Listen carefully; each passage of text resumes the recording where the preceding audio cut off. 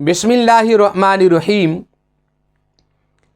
آقا علیہ السلام نے فرمایا کہ یہ وظیفہ ایسا ہے، امام طبری رحمۃ اللہ علیہ نے اور مسند امام احمد بن حنبل نے اس حدیث پاک کو اپنی کتاب کے اندر تحریر کیا ہے، امام طبرانی رحمۃ اللہ علیہ نے بھی کیا ہے۔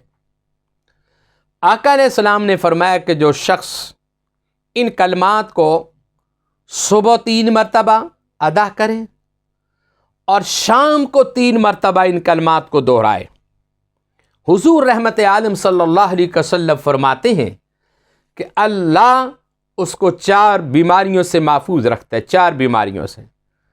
امام طبرانی رحمۃ اللہ علیہ نے کیا لکھا؟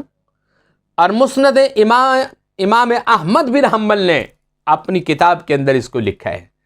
آقا فرماتے ہیں کہ جو شخص ان کلمات کو ادا کرے گا 3 مرتبہ صبح اور 3 مرتبہ شام کو، رحمت عالم فرماتے ہیں کہ میرا رب اسے 4 بیماریوں سے محفوظ رکھے گا۔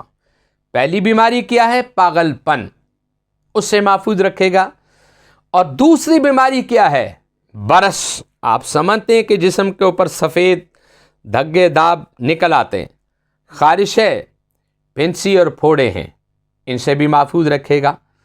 اور تیسرا، آقا علیہ السلام نے فرمایا کہ زندگی بھر اس کی نظر کمزور نہیں ہوگی۔ حضور رحمت عالم صلی اللہ علیہ وسلم نے فرمایا کہ جو شخص ان کلمات کو پڑھ کر اپنی آنکھوں پہ یوں لگائے گا، یوں پھونک مارے ایسے، اور اپنی آنکھوں پہ یوں لگائے، بسم اللہ الرحمن الرحیم، بسم اللہ، ان کلمات کو جب یوں لگائے گا تو اس کی زندگی ختم ہو جائے گی، لیکن اس کی نظر میں کمی نہیں آئے گی۔ اور چوتھا کون سا بیماری کا ذکر ہے؟ حضور فرماتے ہیں فالج اللقوہ، اس سے بندہ محفوظ رہے گا۔ آقا کا فرمان ہے کہ جو شخص یہ کلمات، یہ وظائف کو اپنی زندگی کا معمول بنا لے، زندگی کے اندر 4 بیماریوں سے وہ محفوظ رہے گا۔ اور وہ کون کون کی؟